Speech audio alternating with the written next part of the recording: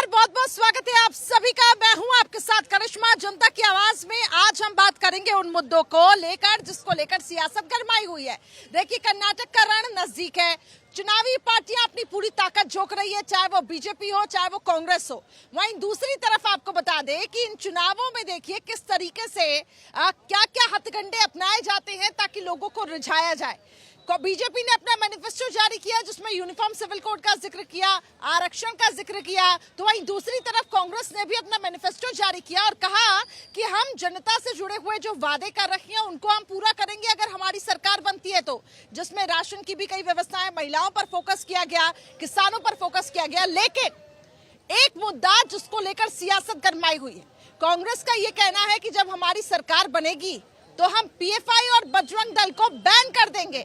अब सवाल यह है कि क्या पीएफआई की तुलना बजरंग दल से करना कितना सही। हालांकि इसको लेकर राजनीति खूब हो रही है, मध्य प्रदेश में भी इसको लेकर सियासत गरमा गई है।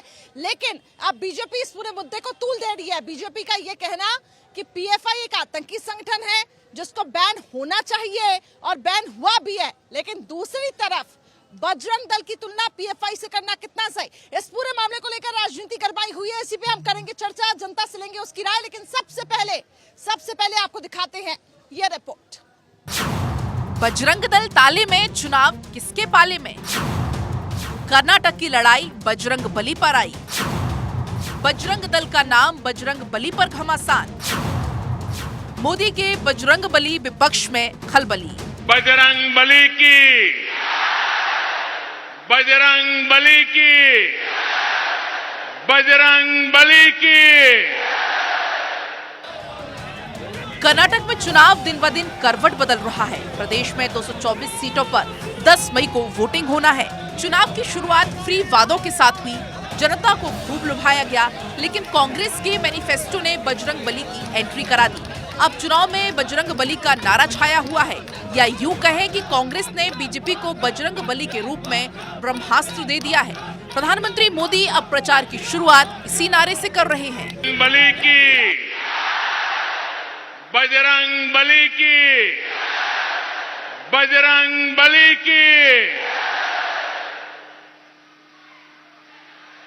परशुराम क्षेत्ರದ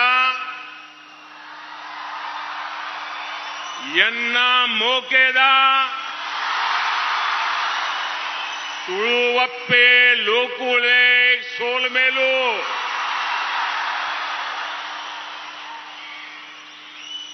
श्री मुल्की वेंकटरमण स्वामी को मेरा नमस्कार। कांग्रेस ने कर्नाटक फतेह के लिए घोषणा पत्र जारी किया और निशाने पर श्री राम भक्तों को ले लिया। इसके लिए विपक्षी दल ने भारत को इस्लामिक राष्ट्र बनाने वाले पीएफआई का पैमाना रखा। कांग्रेस ने मैनिफेस्टो जारी करते हुए ऐलान किया कि सत्ता में आने पर कर्नाटक में कट्टरवाद को बढ़ावा देने वाले हर संगठन पर बैन लगा दिया जाएगा। लेकिन हैरानी की बात ये रही कि यहाँ पर मुख्य विपक्षी दल ने बजरंग दल और पीएफआई को एक स्तर पर रखा। बजरंग दल को पीएफआई के बराबर बोल बैन लगाने का ऐलान कर कांग्रेस बुरी तरह से फंस गई है। एक तरफ बीजेपी ताबड़तोड़ हमले कर रही है तो वहीं बाकी दल कांग्रेस की मंशा पर सवाल उठा रहे हैं। एआईएमआईएम चीफ ओवैसी को कांग्रेस के किसी भी वचन पर भरोसा नहीं। बजरंग दल पर बैन का सवाल जब उनके सामने आया तो ओवैसी ने कांग्रेस की बाबरी वाली शपथ याद दिला दी। ओवैसी ने कहा, इसी कांग्रेस ने बाबरी मस्जिद को दोबारा बनवाने का वादा किया था, लेकिन उनका वादा कहां गया। एआईएमआईएम चीफ ने बजरंग दल पर किए कांग्रेस के बड़े ऐलान पर सवाल खड़े कर दिए। ओवैसी ने कहा कि कांग्रेस आरएसएस की पृष्ठभूमि वाले नेताओं को बड़ा ओहदा दे रही है। इससे साफ है कि खड़गे की पार्टी मुसलमानों को गुमराह कर रही है। रिलीजियस कन्वर्जन के खिलाफ कानून बनाते, अब वो क्यों यूनिफॉर्म सिविल कोड से कैसा रहता ताल्लुक उसका। मैं क्या गोश्त खाना नहीं खाना तुम कानून बनाते, यूनिफॉर्म सिविल कोड से क्या लेने देना उसको। आपकी सरकार गोवा में है, बीजेपी की गवर्नमेंट गोवा में है, तो गोवा में वहां पर एक रूल है, लॉ है कि अगर कोई हिंदू कपल को 25 साल और 30 साल के दरमियान में उनको बेटा नहीं हुआ, सन नहीं हुआ, तो दे कैन दूसरी शादी कर सकते, सेकंड मैरिज। वहां चेंज करो ना तुम लॉ को।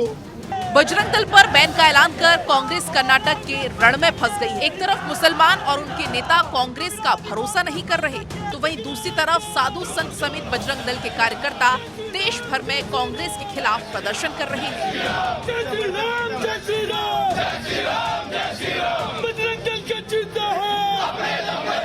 कांग्रेस ने बजरंग दल पर पीएफआई जैसे संगठन के साथ प्रतिबंध करने जैसी बात की।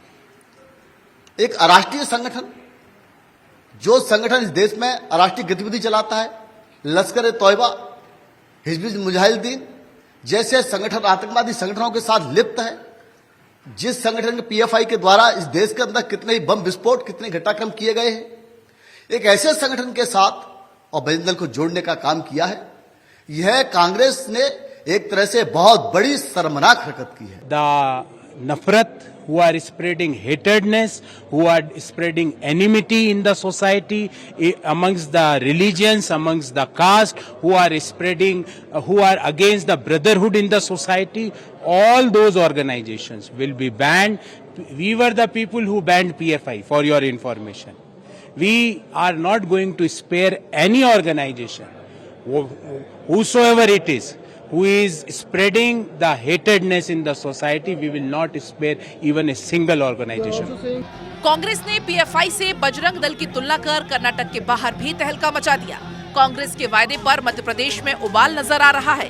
बजरंग दल कार्यकर्ताओं के साथ साथ सीएम शिवराज सिंह चौहान और गृह मंत्री नरोत्तम मिश्रा ने सवाल खड़े किए। उन्होंने कांग्रेस की नीति और नियत पर सवाल उठाए। जाको प्रभु दारुण दुख देही, बाकी मति पहले हर लेही। कांग्रेस की मति मारी गई है।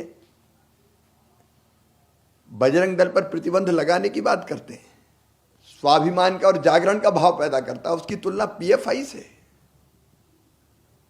आतंकवादी संगठन से।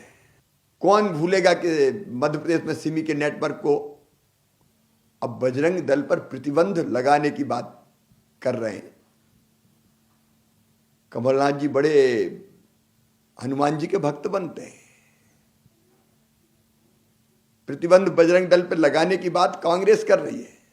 पीएफआई से बजरंग दल की तुलना, ये निंदा जितनी की जाए उतनी कम है। बजरंग दल एक राष्ट्र भक्तों का संगठन है, हनुमान भक्तों का संगठन है। कहाँ पीएफआई हो, कहाँ ये तुलना उनने करके अपनी मानसिकता स्पष्ट करा दी है कांग्रेस को। जवाब सोनिया जी को देना चाहिए। मैंने कमलनाथ जी को पत्र लिखा है, सही है। मैंने उनसे पूछा है वो कांग्रेस के उस बजरंग दल के प्रतिबंध के पक्ष में है क्या।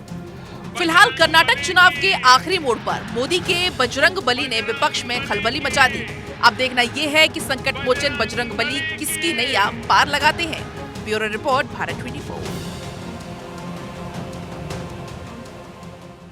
तो चलिए अब बिना देर किए हम सीधा रुख करते हैं और लोगों से हम चर्चा करते हैं कि आखिर पीएफआई और बजरंग दल की तुलना करना आखिर कितना सही है।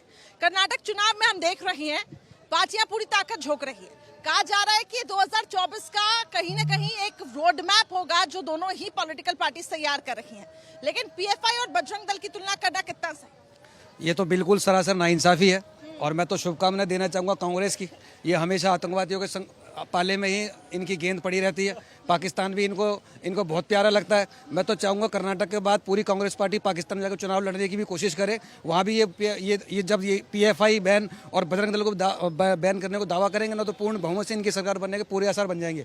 और दूसरी बात, इन्होंने कहा कि बजरंग दल कांग्रेसियों कोई बजरंग दल नहीं है, बजरंग बली जी की सेना है। उन पर प्रभु श्री राम जी की कृपा है। और कर्नाटक में आपको मुंह तोड़ जवाब ये बजरंग दल और ये पूरे प्रभु श्री राम। लगता है ये नाराजगी भारी पड़ेगी? बिल्कुल भारी पड़ेगी, बहुत भारी पड़ेगी। और दूसरी बात, मैं आपके माध्यम संदेशा दे दूं इन पूरे कांग्रेसियों को, आप तो बजरंग दल को बैन करने की बात कर रहे हो। पूरे भारत की जनता ने आपको लगभग सभी प्रदेशों से बैन कर रखा है। आपके गिनती के तो राज्य बचे हुए हैं। क्या आपको क्या लगता है बजरंग दल को लेकर, ये जो कार्यकर्ता है बजरंग दल का, उनमें काफी ज्यादा नाराजगी है इसको लेकर, आप क्या कहेंगे? नाराजगी तो जी होगी जी। आप जानते हो कि हिंदू धर्म को कितना लोग बाग आगे बढ़ा रहे हैं, वो पीछे ढकेलने की कोशिश कर रहे हैं।